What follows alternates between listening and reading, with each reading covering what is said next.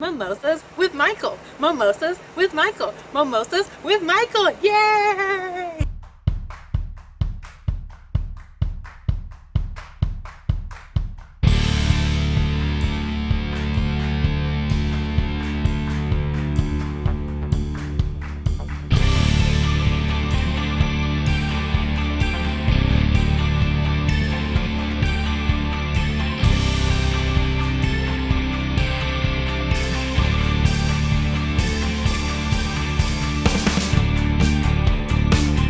Hey everybody, it's Michael Colomb with Mimosas with Michael, and my special guest this week is Genoveva Rossi.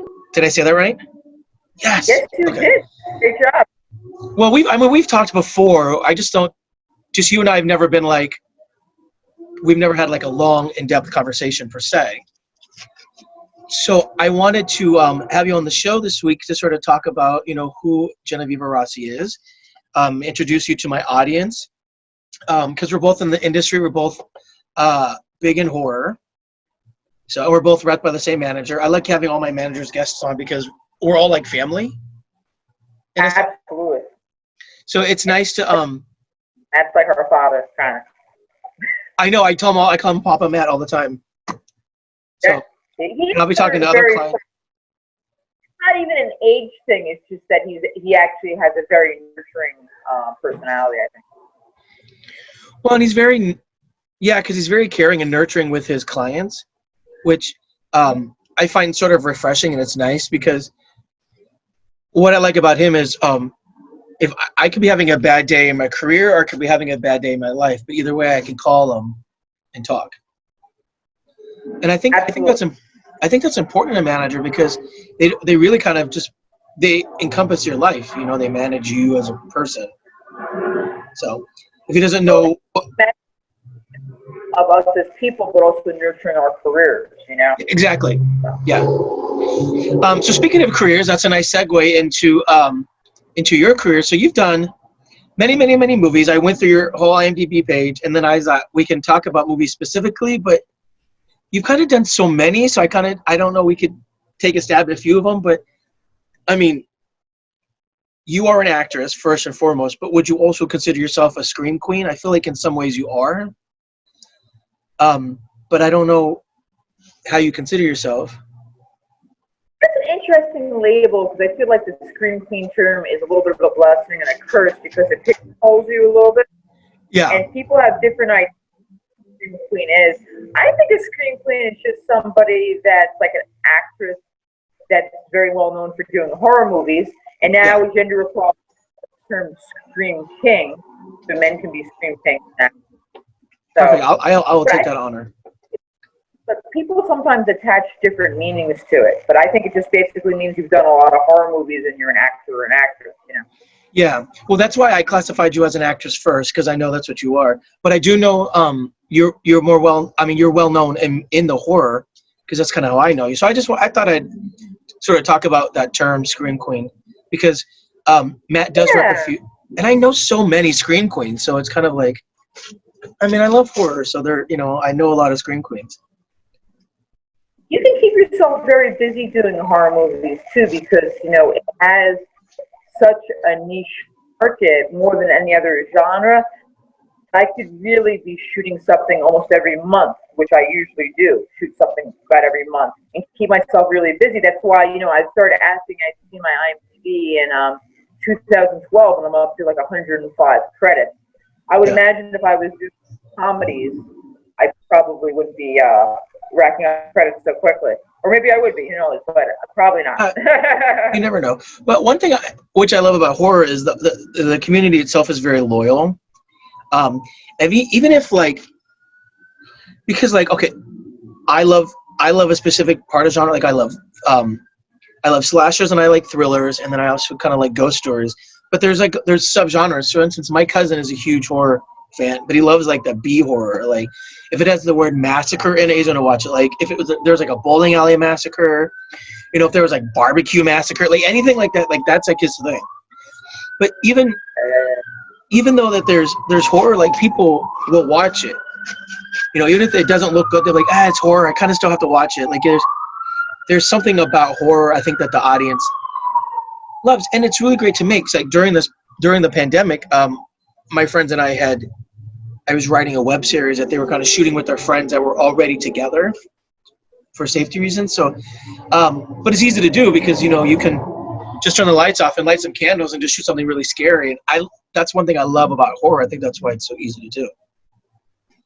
It's very adaptable because it's like if you wanted to do a horror movie but you were limited to your apartment, you could probably write a great one. Or if you had to shoot in your backyard or your basement, you probably would be able to come up with something.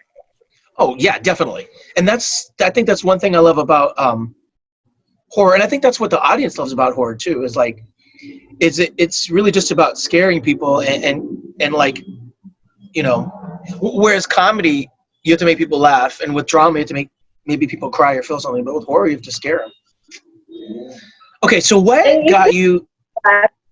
Make people cry with horror too, depending on where you want to take your, it can definitely elicit a great emotional response, not just fear, but I've watched horror movies that make you like teary-eyed, or a lot of them make you laugh. I'm in a lot of, in fact, horror comedy is definitely like that a cross genre that's really popular. Because a lot of people that don't like horror movies will watch a horror comedy, and a lot of people that love horror movies will watch a horror comedy.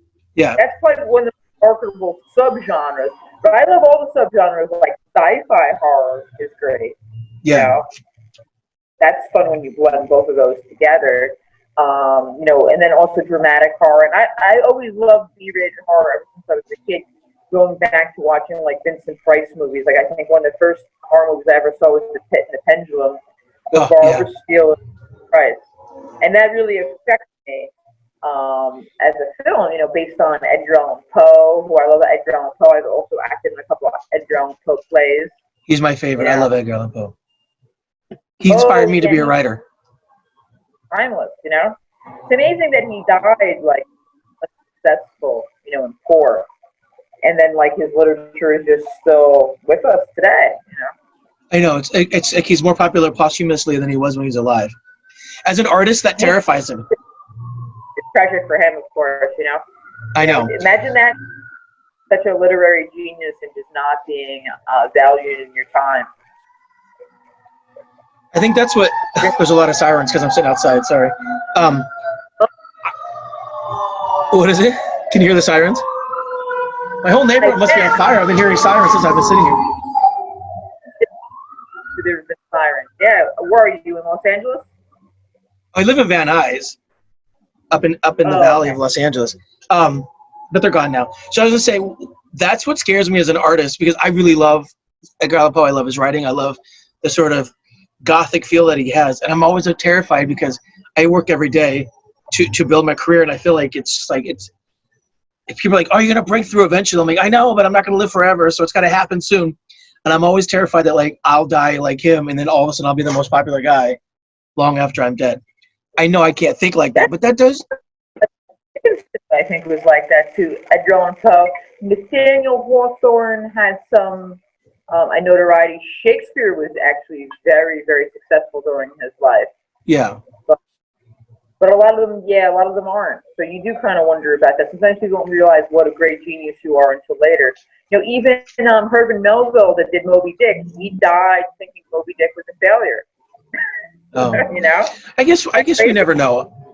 I mean, it's true because like Matt will tell me all the time. He goes, "No, I think you're successful. Like every time I talk about you, people know who you are and they like you." And I'm like, "Okay, that's good," because it's like we're so busy living. Now there's a helicopter. We're so busy living our lives that I think sometimes we forget sort of like how people view us as artists, because I'm always striving to be better. So I think that the last thing I did was great, but I keep looking towards the future because I want to make different projects. So maybe that's why. I don't know. And it's difficult, I know, as an actress, for me, like, sometimes you don't realize how your work affects people. Like a couple years ago, I went to Birmingham Horror Con in England, and I'm a guest in England, which seemed kind of crazy. And then I'm people that have watched movies of mine, in England, and I was just amazed at what films they had actually seen. Some of them were my more obscure movies that I thought almost no one had seen. Oh, that's funny. And they know about these movies, so I'm just like, wow. you know? Well, that's got to be a cool feeling, though. Yeah, like one young guy, I think he was like 22, and he had watched a short film I did called Haunting Day, and not many people have ever mentioned that short film, even though I had a lot of fun doing it, and I think it's a great film, but I don't meet that many people that mention that particular one. It's a little bit obscure for me, but here's this 22-year-old kid in England, in Birmingham, and he's watched it and he liked it, so I'm like, wow. He's one of the few people that have mentioned it, because I have an IMDb of 105, and then, certain films people mention a lot, like Herschel Gordon Lewis's Blood Mania, maybe Hunt. Some of the other ones come out, Apocalypse Kiss. Some of them come up fairly regularly in conversations, and then some of them don't as much. So it was just really interesting to be in England and having somebody recognize some of my films that I don't even think of as being something that even if someone in England would know about. But that's so fat. Had you always wanted to be an actress, or is that something you stumbled into? Like, how did you get your start?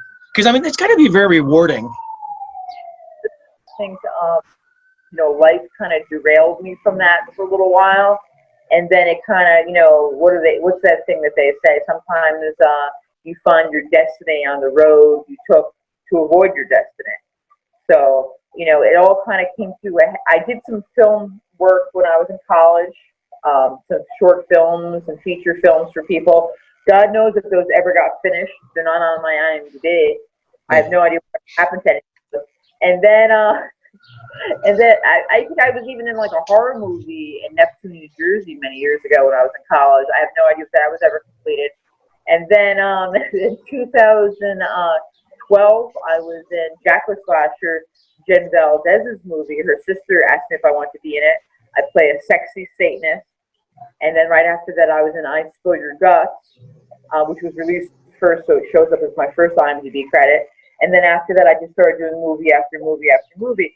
And I had been acting before that, but like I said, it was like maybe like some theater stuff in college, some short films, and things that just never really seemed to go anywhere, Yeah. And then, what do you love about acting then? Because it seems almost like something you kind of fell into, in a sense. A little bit, yeah, but you kind of have to go with things. So, like when I fell into acting, a couple film roles, I decided, what would happen if I kind of put myself into this and was more committed to this to see where it would go. And at a certain point in the first couple of years, I was sometimes doing a couple of films a week, and just like hanging out, credits, and keeping myself very occupied with this, and just trying to like learn and grow and evolve as an artist and things like that. So I did fall into it, but then, life is, I guess, about, the luck that comes with having an opportunity fall in your lap, but then the sort of person who takes that opportunity and runs with it, too. Yeah. And that's, that's fun. So you also write and direct a little bit, right? Because we both had a movie in the same festival, and we both won. Oh, yeah, I had that little award. That's how we got introduced to each other, is that you had to go pick up my award for the Israel Production Genre Festival, where my short film Attack of the Killer Chickens won Best. Yes, Best Grindhouse. Best, yeah. That's a cute one. I have mine. And Edward's actually been on the show. He might be on again soon. But that was a fun little film. What was the idea for that movie? Well, it actually... everybody thinks it's like it was inspired by Poltergeist by Trauma, which I've never actually seen that movie, so I can't say that inspired me. What it actually, I'm sure it's a great film, but what inspired me is that I was listening to the news, and they said, right now in the world there are actually more chickens than there are humans. So then I kind of thought, wouldn't it be funny if chickens were trying to take over the world because they outnumber us? Right. So I guess is a kind of a blending of Night of the Living Dead and the Birds and a whole bunch of other ideas all combined into this short film. Yeah. Which I directed that a couple of years ago, and I star in it. I wrote it, and I put my friends and my fellow actors in it, and it did very well. It's won, I think, like, I don't know, maybe 8 awards or something like that, and it's gone to maybe at least 40 film festivals, which is pretty good considering it was my first time directing something. We did actually shoot in like one day. Yeah, that actually is really good. 40 film festivals is amazing. Yeah, thank you. Well, part of it is, Matt helped me in submitting it to film festivals, and a lot of times you have to make sure that your film fits the programming for the film festival. Yes. Attack of the Killer Chickens would not be appropriate for a lot of film festivals, so it's all about finding the right fit for it. Of course. That's actually. Yeah, it's true. Like when I submit to film, I study film festivals, and then I try to look at like what they mostly show, if they do, because I mostly do horror. So like sometimes bigger film festivals might even just have a horror block. That's really about it. So you could have 60 people sending movies where they only show 5. So I try to take those things into consideration too when submitting films. And it's marketable in the sense like how long it was, who I put in it. The subject matter is a horror comedy, which I think is a little bit more marketable than it just being regular horror. I made it under 2 minutes, which is usually they prefer for film festivals, 6.5 minutes. Things like that come into play. And then it did very well, so now we're in the process of turning into a feature film. Oh, that'll be exciting, especially in this day and age. So do you have a role specifically that you've done that you enjoy? That was like one of your favorites? I know it's so weird to like narrow it down, but I had a few roles that I really enjoy. Let's see. Well, I guess roles that I find challenging. So I guess I'll look at some of the ones that stand out. I've had a lot of really cool roles, and I would say that as a scream queen and a horror actress, a lot of my roles have kind of broken the mold. Like I've been a little bit typecast as like a gypsy or like a Satanist kind of character. But then I've also mother. And Apocalypse Kiss, I play a pregnant woman. I'm 9 months pregnant in that movie, and I give birth. Nice. And Hunters, I play like a murdering psychopath. So that was always good. And things like that. I haven't played like the traditional role too often. I was in a movie Deceiver a while back, and that was my first time playing a prostitute. So I thought it was really funny that it's like my 100th film. And I finally get to play a prostitute, which is like oftentimes like a woman's first or 5th movie is her playing a prostitute, because that is like such a typical role for a woman. That's interesting. Yeah, that's so true. I never thought about that. Yeah, you don't realize like a stripper or a prostitute. Unfortunately, I guess with typecasting for women, a lot of my female friends did that as like their first 5 movies. You end up being kind of thrown into there. So I didn't mind playing a hooker for my 100th movie because I don't feel like I've been typecast as a hooker at that point. So is there like a role you want to play that you've never done before? Just because you've had such a wide range of characters that you've played. But what do you want to play? I enjoy playing, I guess, some of the darker roles because I think we sometimes in the horror genre we really have had that iconic female character who's been like a Freddy Krueger or a Jason or a Michael Myers, and I think that's something that is yet to be realized. And I would love to play like a character that's like an iconic, dark murderous character that shows, the dark side, in women too. Well, we definitely need more. We definitely need more female serial killers, perhaps. I don't like you get people like Eileen Wuornos. It's something that's not explored often, which I think should be. I like to write really strong women in my scripts, and so does Brantley, my writing partner, which he was just on the show. We try to write really strong characters. I think that might be because we're just both gay, so we know what it's like to be oppressed in a sense. But we're also kind of motivated by the strong women in our life, like my mother, my grandmother. I've had very strong female teachers. Mm-hmm. So hopefully keep fingers crossed, because that'd be kind of a fun role, I think, for you to play like a female serial killer or something. I like playing like darker kinds of roles like that, and then I just feel like that's something that's really lacking, is that we just really haven't had this iconic female character that's like a murderer. Yeah. There's no horror movie that has a female like lead horror. It's like Friday the 13th, Nightmare on Elm Street, or anything like that. I know. I'm hoping in the next couple of years we can get that out there so the audience can enjoy it. I think they'd be.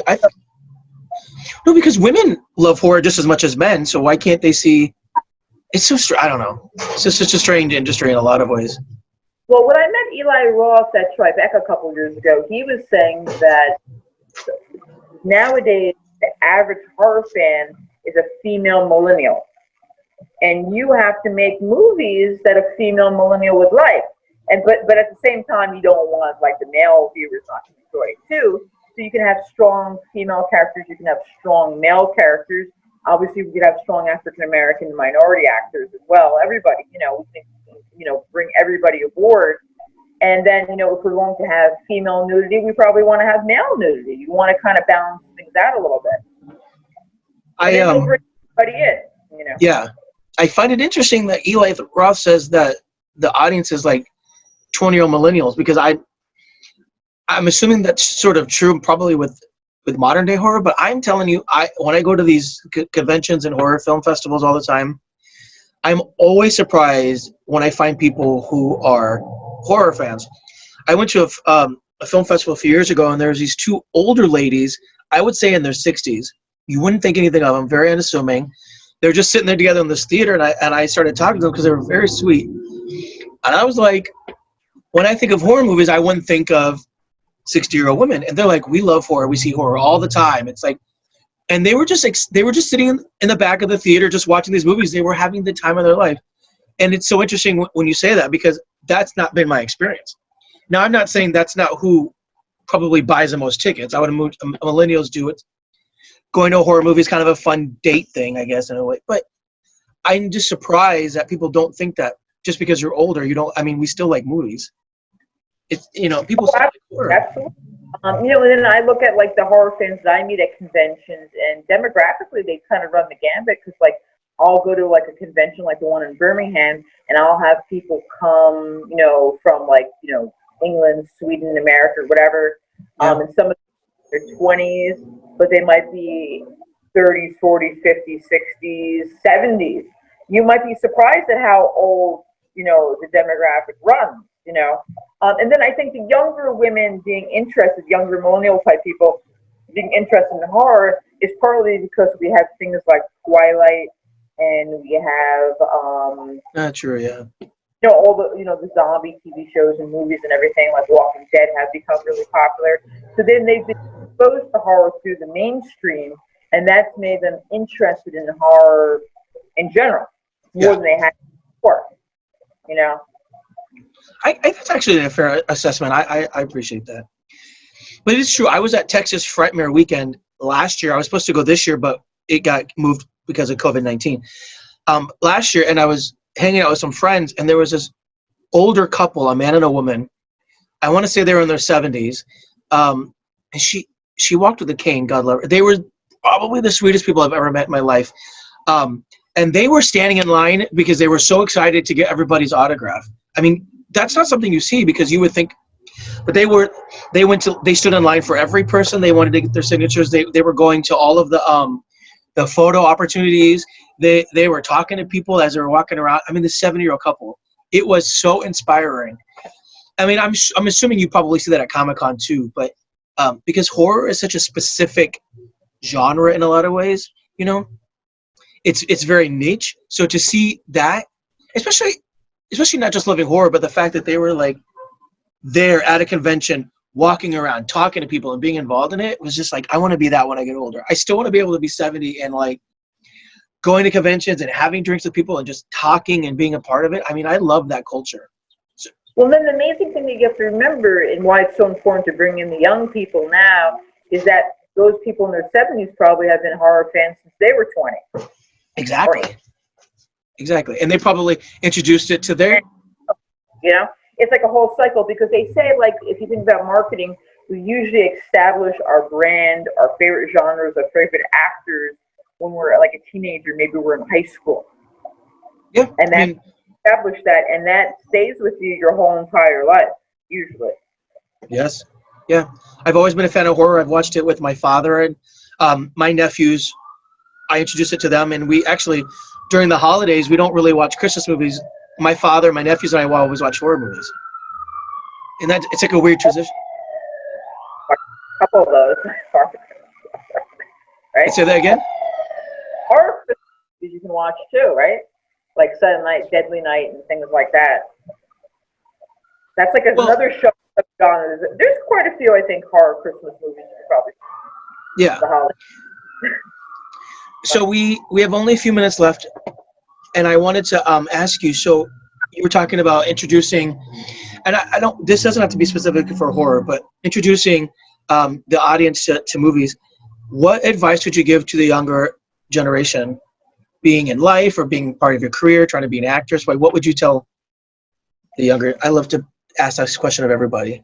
What would I ask is tell young people? Oh, acting is a really, really difficult profession. It takes a lot of endurance. It takes a lot of inner strength. It's not as easy and as glamorous as you think it's going to be. So I think it's something that maybe almost chooses you more than you choose it. And it's definitely worth something maybe trying. But I don't think it's really maybe the path for everybody, because it is a more difficult path than one realizes. Yeah.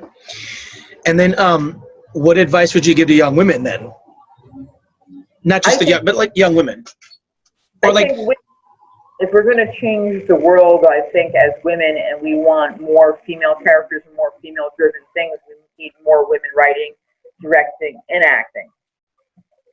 We need to take the helm more. We have to end up being the ones that, create things. Instead of complaining that there aren't enough films for women, you have to create films for women. Yeah, that's actually minorities, or anything like that. For minorities, we need more women taking the helm and creating their own stories. Yeah, I totally agree with that. I tell that advice to women and people of color and gay and lesbian. It's like you just gotta, if you find out there's a story out there that doesn't relate to you, write one that does. You'd be surprised at, like, if you universally we all experience the same thing. And I'm from the mindset that I can watch anybody in the same situation and totally relate to it, because I'm relating to the situation. I'm not relating to the person telling me the story, per se. Well, they say in acting, the more specific you make it, the more universal it is. Yeah. See, I think that's a great quote. So thank you for that. Yeah. Great acting quote. Yep. I love it. There you go. We'll put that in the show notes. Anyways, with that, I'm going to wrap this up. You were great. I'm so glad we had a chance to finally talk. Where can people find you? Absolutely. This is great. www.genovevarossi.com. They can check out my IMDb page. They can check out my Facebook, my Twitter, and I'm also on Instagram. How do we spell GenovevaRossi? Definitely. And we'll put all that in the show notes too, with links and everything, so people can find you. I hope one day we get to meet in person and actually have a real mimosa or coffee and tea. It'll be great. I know you live on the East Coast. Oh yeah, and thank you for picking up my award. It's adorable. Oh no, he's great, isn't he? Adorable. Yeah. So with that said, everybody, this has been Michael Colombo and Mimosas with Michael. Thank you so much to Genoveva Rossi for taking time out of your busy life. You can find us on Spotify. We're on iTunes, iHeartRadio, Stitcher Radio, Anchor, or also at mimosaswithmichael.com. So thank you very much, everybody. Thank you.